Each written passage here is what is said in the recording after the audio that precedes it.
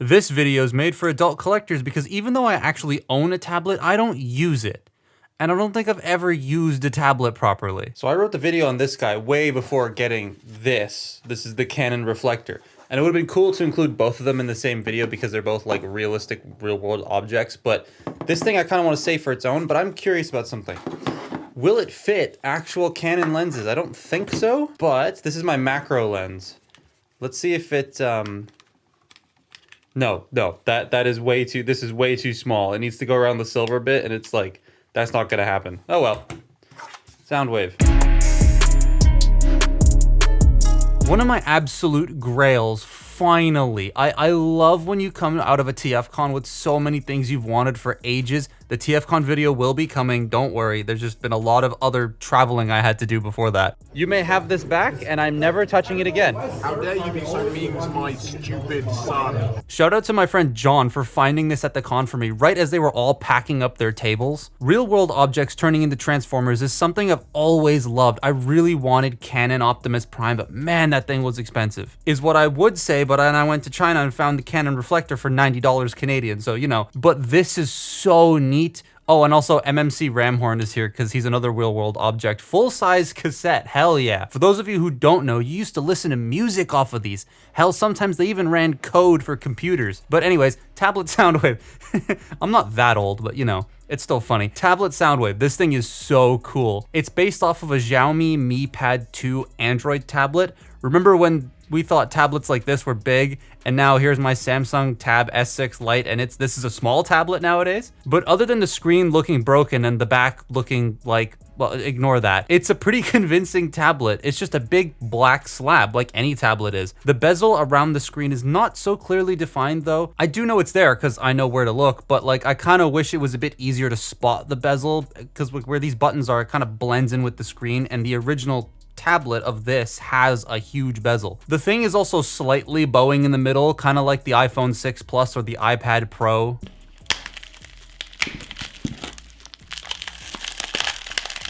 I still can't believe that got through Apple's rigorous QC. Anyways, though I could do the jerry-rig everything bend test on this, I'm not that brave and this was expensive. The back of the tablet is a mess. I mean, you can't really hide all the robot properly. Wow, why is that word so hard to say?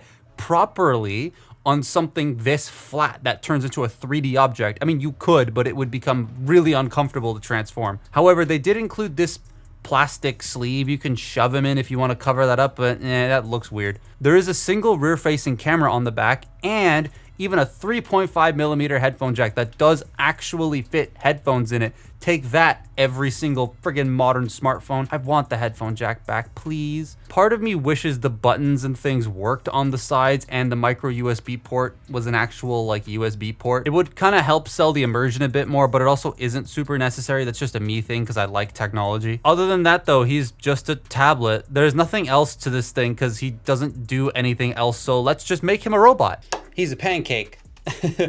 He's a pancake and he becomes a 3D object somehow, and I think the way that they do that is very, very clever. Does mean there are some articulation things he's just missing that are very important, but we will get to that later. So to start with, there is a little bit of parts forming you have to do. You have to remove the home button section down here, which is just a lot of sliding bits down to unlatch them and then pull that out.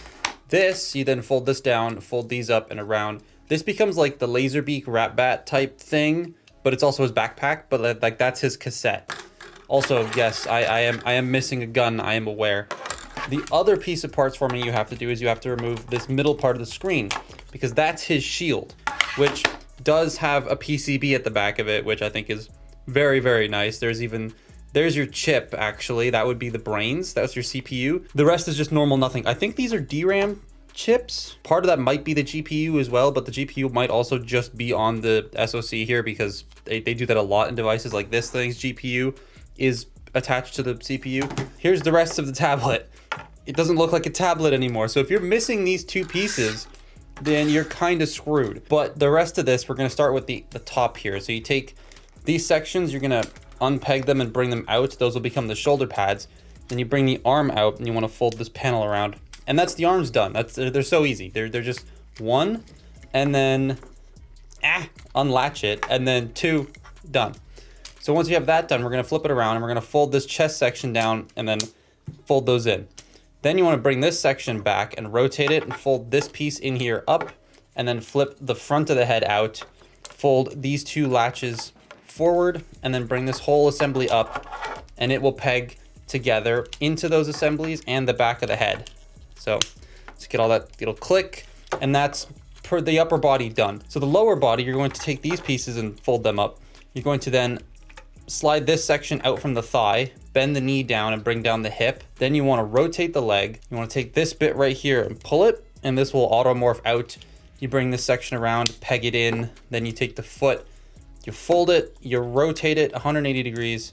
You bring the toes out on both sides. There's some nice sort of like detail in here, and then you close this around, and that's a leg. That's a very, very Bayverse looking leg. And that's, oops, the hip, and that's Soundwave in his robot mode with his hip skirts up high. The hip skirts need to fold down. My figure's feet are a tiny bit loose. This was used, but once you get all this situated, you're then gonna come back here. You're gonna fold this piece down, and then I don't know whether this is Laserbeak or Ratbat, but the bird will plug into the back here. Fold these around like that. Then you take the shield and you peg it into here, into the port on his arm, if I can find it. There it is.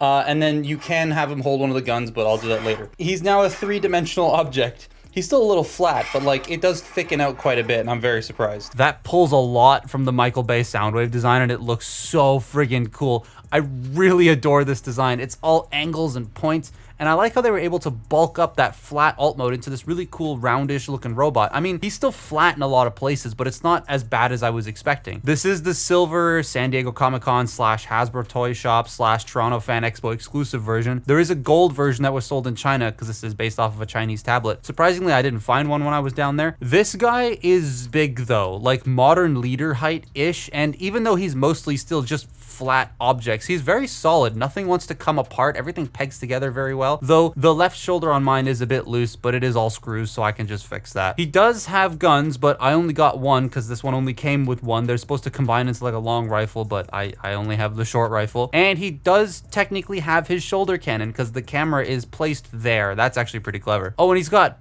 Ratbat, Laserbeak, one of the flying morons mounted on his back. He can be deployed and fly around. Don't lose this, otherwise you lose the entire bottom of the tablet. The articulation is where this thing runs amiss. He looks weird and has to turn into a pancake, thinner than any pancakes I've made, and because of that, there's literally no space for certain joints like biceps, waist, but the most tragic one, head movement. So no head. Yeah, this is kind of where this figure falls short because everything else about this is super cool except for you can't really pose it that well.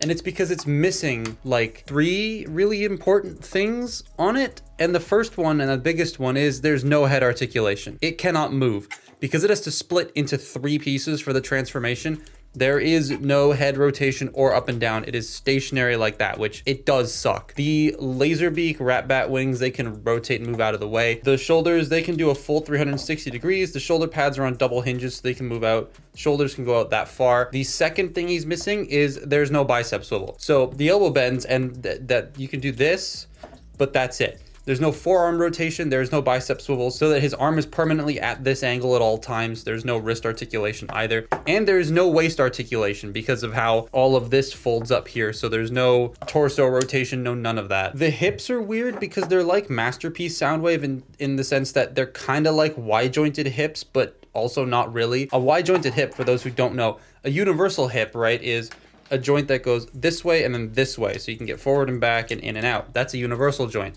A Y joint goes straight up and down. And so you have to rotate the joint in order to then move the leg forward and back, or rotate it this way to go in and out. It's very weird and I don't like them. And this kind of operates the same way, sort of. So you have forward and back on a weird ratchet. And then you have in and out. But because of how this joint is shaped, if you want to go forward and then get the leg out, you can't. You have to rotate the hip this way and then rotate the thigh swivel and then bring the leg out in order to get the leg to do this. It's just a very strange hip design. The hip skirts can move out of the way. You do have above the knee rotation, so he does have that. Soft detented 90 degrees of bend at the knee, and the feet, they can go down, they can go up.